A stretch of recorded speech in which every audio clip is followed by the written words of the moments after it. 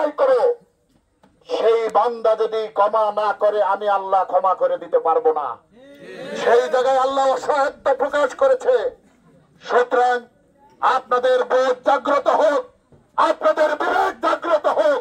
আপনারা দয়া করে আল্লাহর বান্দা, আল্লাহর এই জমিনে যারা রয়েছে, যে মানুষ রয়েছে, আমাদের কর্মী ভাইরা রয়েছে, তাদের কাছে গোপনে হলেও একটু দুঃখ প্রকাশ করেন, সরি বলেন যে ভাই আমি অতীতে ভুল করেছি, আমরা ভুলে যাব, আমরা আপনাকে বুকে টেনে নেব।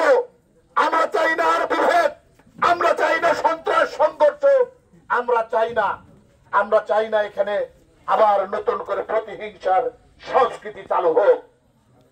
আমরা চাই এই জমিনে, এই প্রিয় মান্দাতে আমরা যারা বসবাস করব, আমরা হিন্দু মুসলমান, আমরা আওয়ামী লীগ, বিএনপি, জামাত, যেই হোক, কমিউনিস্ট হোক, এনসিপি হোক, সকলে মিলে আমরা এই সমাজে বিয়ে হলে আরেক সমাজের সকল মানুষ দাওয়াত পেত। আজকে বেছে বেছে দাওয়াত দেওয়া হচ্ছে, অমুক আওয়ামী লীগ করে কিনা, অমুক বিএনপি করে কিনা, অমুক জামাত করে কিনা, তাদের সাথে আত্মীয়তার সম্পর্ক থাকছে না।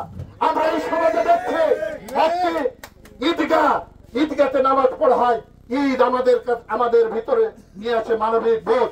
আমরা সেদিন খুশি আনন্দে বাংলাদেশের মানুষ বা গোটা বিশ্বের মুসলিম সম্প্রদায় ভ্রাতৃত্বের বন্ধনে আবদ্ধ হয়। আমরা অতীতের গ্লানি মুছে দিয়ে সেদিন আমরা শান্তি, সম্প্রীতি, সৌহার্দ্য করতে চাই। কিন্তু দুঃখের বিষয়, বিগত দিনে ঈদগাহ পর্যন্ত আলাদা করা হয়েছে। প্রিয় ভাইরা, অত্যন্ত দুঃখের, অত্যন্ত বেদনার। আমি আমার কাছে উদাহরণ রয়েছে, একটি ঈদগাহ, সেখানে একটি দলের বিগত দিনে যারা সরকারে ছিল তারা নামাজ পড়তে দেয়নি। জমিতে, ধান কাটা জমিতে আরেক দল, যে আরেক সমাজের মানুষ, তারা নামাজ আদায় করেছে।